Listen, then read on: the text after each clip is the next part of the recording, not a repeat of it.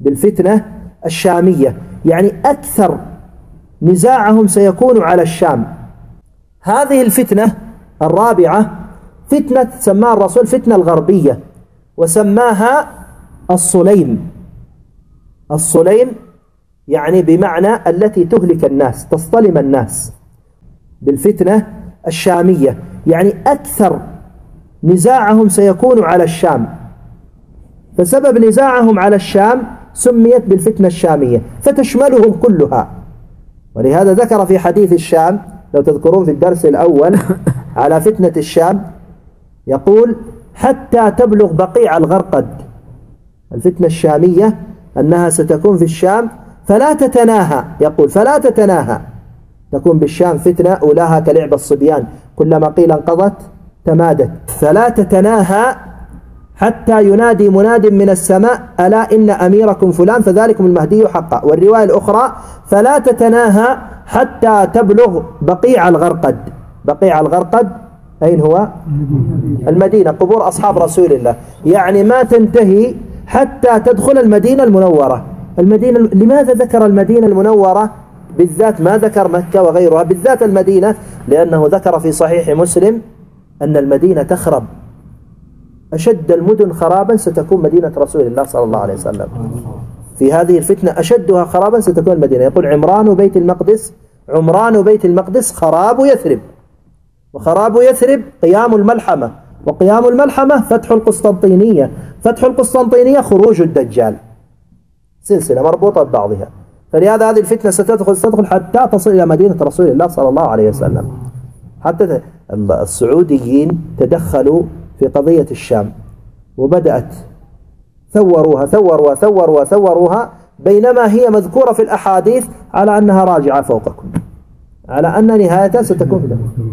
يقول في الأثر في الحديث، يقول الفتنة الرابعة تضرب بجناحها في العراق، وتضرب بجناحها الآخر في مصر، وتضرب برأسها في الشام، وتدوس بيدها ورجلها في الجزيرة. يعني فين يكون القوة؟ تحت القدم والرجل. يعني حق العراق جناح خبطة خفيفة، والثاني في مصر خبطة خفيفة، وفي الشام قوية شوية لأن الرأس فيه المنقار، قوية شوية. أما في الجزيرة تدوس بيدها ورجلها، فلهذا هي أشدها. ولهذا هم سيأتي عليهم أيام سوداء، أيام سوداء ذكرها الرسول صلى الله عليه وسلم، ستأتي عليهم أيام سوداء، وقتل سيكون فيهم ذريع جدا. طيب، الأحداث التاريخية الزمانية نحن نحتاج إليها حتى نحدد موقعنا في الخارطة، في خارطة الأمة، إلى أين وصلنا. سنأخذ بعض الأحداث التي هي حاصلة اليوم. مثلا عندنا أحداث سوريا، أحداث الشام. في أحداث الشام ورد عندنا حديث سعيد بن المسيب يقول ستكون بالشام فتنة أولاها لعب الصبيان، كلما سكنت من جانب طمت من جانب آخر، فلا تتناهى، ويطلبون المخرج فلا يجدونه، حتى ينادي مناد من السماء يسمع أهل كل لغة بلغتهم، يعم أهل الأرض جميعا، ألا إن أميركم فلان فذلكم المهدي حقا فذلكم المهدي حقا فذلكم المهدي حقا. يعني ما معناها؟ معناها يقول إذا رأيت الحكام يتساقطون ويقصمون وبدأت الفوضى وكذا، ستكون في تلك المرحلة في الشام فتنة. أول هذه الفتنة أول ما تبدأ سببها أطفال صغار يلعبون، سيسببون هؤلاء الأطفال الصغار فتنة كبيرة جدا في الأمة، وما تنتهي هذه الفتنة أبدا، ويتدخل العالم كله فيها، وما يستطيعون أن يحلوها حتى يأتي النداء السماوي هذا الذي يسمع كل أهل اللغة بلغتهم ويعم أهل الأرض جميعا على أن المهدي قد خرج، قال عندها تهدأ هذه الفتنة. تعالوا ننظر إلى أحداث سوريا. أحداث سوريا أول ما بدأت بأطفال خرجوا من مدرسة درعا، مدرسة الأربعين في درعا، خرجوا كتبوا على الجدران ارحل يا بشار، جاك الدور يا دكتور. أطفال صغار يعني أعمارهم أقل من 15 سنة، حمزة الخطيب ووائل وثامر أسماء 3-4، يعني ليس لهم يعني غرض سياسي وليسوا مسلطين من جهة معينة. خرجوا من المدارس مثل الأطفال اللي يلعبون دائما في الشوارع وكتبوا على الجدار أمر عادي. كتبوا هذه، أتى الأمن السوري من كتب هذا؟ فلان فلان، دخل المدرسة وأخذهم وأخذ بعض مدرسيهم المهم وسجنهم، تعرضوا للتعذيب. بعد 8 أيام من سجنهم خرج أبهاتهم في مظاهرة يطالبون بإخراجهم، واجاهم الأمن السوري بالسلاح، قتل 8 أنفار. خرجت مجموعة أخرى واجهها بالسلاح، اندلعت الأحداث بعدها. الآن حتى تقرير BBC بهذا الشكل، بنفس الترتيب وبصور الأطفال وكل شيء بنفس الترتيب، أنها بدأت من مدرسة الأربعين. يعني ما كانت في بداية أمرها على أساس أنه يرحل يا بشار كمثل ما كان بالشعوب الأخرى، لا، كان أطفال صغار يلعبون. قال بدأت بأطفال يلعبون، يقول يطلبون المخرج. يعني مع هذه الفتنة لما بدأت يحاولون أن يطلبون المخرج، يجمعون عليها مؤتمرات عالمية يحلونها، مبعوثين دوليين، جنيف 1 و2 والجامعة العربية وغيرها، دول الحياد، التضامن الإسلامي، كوفي أنان، الأخضر الإبراهيمي، وهلم وجرى، ولم تحل. قال فلا تتناهى، مش رايحة تنتهي. أتت في رواية أخرى حتى تبلغ بقيع الغرقد، حتى تبلغ بقيع الغرقد. أين بقيع الغرقد؟ لا، بقيع هي شجرة الغرقد ذكر في الأحاديث أنه في فلسطين، لكن بقيع الغرقد هي منطقة البقيع، قبور أصحاب رسول الله في المدينة. البقيع هو يسمى ببقيع الغرقد كذا، لكن هم يختصروه باسم البقيع. تمام؟ يقول لك بمعنى، يعني معنى الأثر يعني لن تنتهي هذه الفتنة حتى تبلغ الديار السعودية لما تدخل عندهم. فلا تتناهى حتى تبلغ بقيع الغرقد. والرواية الثانية فلا تتناهى ويطلبون المخرج فلا يجدونه حتى ينادي مناد من السماء يسمع أهل كل لغة بلغتهم يعم أهل الأرض جميعا. لما تأتي على هذه الشروط ستجدها متوفرة في القنوات الفضائية. نداء سماوي يسمع أهل كل لغة بلغتهم يعم أهل الأرض جميعا. كان يشبك القنوات الفضائية. القنوات الفضائية من أين تصدر؟ من الأقمار الصناعية، صح ولا لا؟ وهي موجودة في السماء. طيب الأمر الثاني، بكم لغة موجودة؟ كل لغة العالم موجودة، هي فقط في اليمن ولا في كل أقطار العالم؟ في كل أقطار العالم. إذن لها 3 شروط منطبقة عليها. يعني كأن الآثار تشير إلى أن المهدي عليه السلام سيخرج في زمن الحضارة الحديثة. المهدي عليه السلام سيخرج في زمن الحضارة الحديثة. فالحاصل بالأمر على أنه هذه 3 الشروط كلها موجودة قلنا في القنوات الفضائية. كأنه يشير لنا، يعني في الأثر يقول لك ستستمر فتنة الشام حتى تسمع في القنوات الفضائية على أن نشرة الأخبار تعلن أن المهدي يبايع بين الركن والمقام. في ذاك الوقت تهدأ فتنة الشام. ليش تهدأ؟ لأن أصلا أهل الأرض كلهم يأتون يجتمعون عليه. يأتي الناس نذيرا في فوضى. قال يا جابر وأن يكون خلاف في كل أرض، خلاف في كل أرض. اليمن يسلمون، الشام تسلم، مصر تسلم، العراق تسلم، فعندها تهدأ الفتن التي عندهم. يا جابر وأن يكون خلاف في كل أرض، في كل أرض، بل حتى تبلغ أرض الحرمين. سنأتي عليها. يقول فيها أن صاحب الفتنة في الشام رجل يقال له الأصهب، رجل يقال له الأصهب. والأصهب هو اسم من أسماء الأسد. الأسد اسمه الظنفر والليث وقسورة والحارث وأسامة والأصهب، فيعني معناه اسمه فيه لفظة الأسد. تمام؟ واسمه واسم أبيه على 8 أحرف.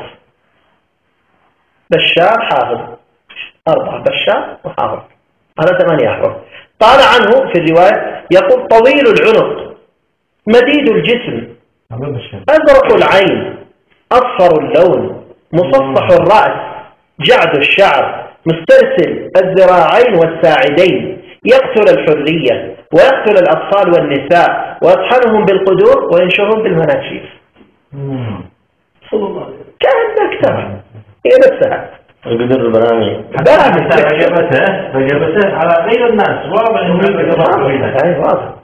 واضح. وبعدين مثل ما قال القدور المفجرة هذه والبراميل المفجرة، شوف اللفظة ايش يقول، يطحنهم بالقدور ما قال يطحنهم في القدور، فلو قال في القدور يحتاج القدر أن يكون موجود ويضعهم فيه ويطحنون في داخله سواء بزيت حار أو ماء حار أو بأي طريقة أخرى.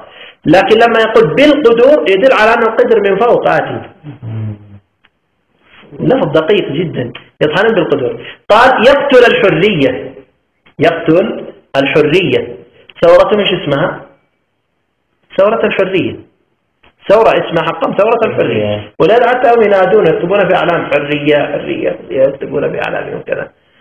أي وأتت رواية أخرى أن تأتي الرايات السود من قبل المشرق والرايات الصفر من قبل المغرب فيلتقون في سرة الشام، فعند ذلك البلاء العظيم.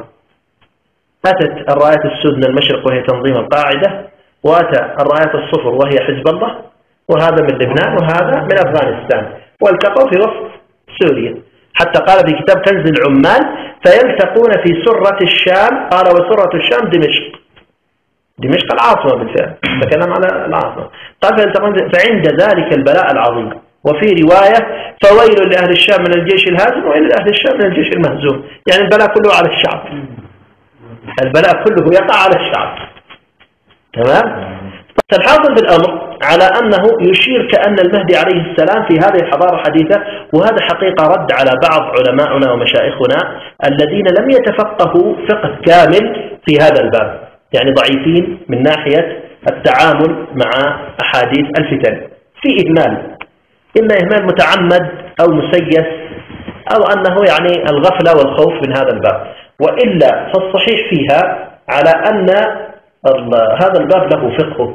إذا أتينا في الأحاديث سنجد أن المهدي عليه السلام، بعض الأحاديث الأخرى تشير إليه أنه يخرج ما بين مكة والمدينة، يذهب إلى مكة والمدينة ذهابا وإيابا 3 مرات، وإذا حسبناها ذهاب وإياب لوحدها 6 مرات في أقل من شهر. حتى يقول الإمام البرزنجي يقول وهذا يدل على أن المهدي من أصحاب الخطوة تطوى له الأرض. بالطبع البرزنجي في زمنه قبل الحضارة هذه الحديثة، لكن لو أتى الحضارة الحديثة أمر عادي جدا أنه يذهب ويأتي. الأمر الثاني أيضا في الملحمة العظمى، الرسول صلى الله عليه وسلم يتكلم عن الملحمة فيقوم إليه عمران بن الحصين فيقول يا رسول الله من إمام الناس يوم ذاك؟ من هو الخليفة على المسلمين؟ قال مهدي رجل صالح من أمتي. طيب ماذا يقول الرسول في الملحمة العظمى؟ يقول وإن السفود في ذلك الزمان ليخترق الرجل العظيم، وإن السفود في ذلك الزمان ليخترق الرجل العظيم. قال السفود هو شوك صغير أو هو حديدة صغيرة مدببة، يعني الرصاصة والشظية. يقول ولا يضر الرجل يوم ذاك أن يكون معه الصمصامة الذي يجدع الأنف، أن يكون معه القناة أينما وضعه أبانه. يقول في ذلك الزمن أنت لا تحتاج إلى سيف حاد، أنت تحتاج إلى قصبة مفرغة أينما توجهها تصيب بها. واضحة. يقول وإن الطير لا يقذف عليكم وعليهم. فما هو هذا الطير اللي يقذف علينا وعليهم؟ طيران. يقول وإن الطير لا يرشقكم من أجنحته بنيزك من نار. النيزك قال قطعة الحديد التي تكون فوق رأس الحربة، الحديدة التي تكون فوق رأس الحربة ومدببة وتكون ملتهبة نار تنطلق من جناح الطائر. وإن الطير لا يرشقكم من أجنحته بنيزك من نار. تمام. يقول فتمطر عليكم السماء نارا من كبريت ونارا من زفت ونارا من نفط. قال فيقعون في مهيل من الأرض بعد صواعق ورواجف تصم الآذان. فيقعون في مهيل يعني الأرض تتحول إلى أرض رمادية، إلى رماد الأرض تتحول. فيقعون في مهيل من الأرض بعد صواعق ورواجف تصم الآذان. فما هي هذه إذا كانت سيوف ورماح وخيول؟ مش معقول يأتينا أصوات بهذا الشكل تصم آذاننا. الأرض ترتعد تهتز والصوت كمثل صوت الرعد يضرب، يعني إشارة إلى الطائرات والهذا. طيب وكذلك الآثار في هذا الباب كثيرة، إلا أن قلنا الإهمال الفقهي في هذا الباب فقه التحولات ضعف جانبه عند العلماء ولا موجودة في كتب الفتن وكتب السنن. طيب نرجع مرة أخرى إلى أحداث الشام. طيب هذه بعض الروايات التي تتكلم عن الشام في وقت خروج المهدي، وهي ليست كلها وإنما هذه بعض يعني الإجماليات.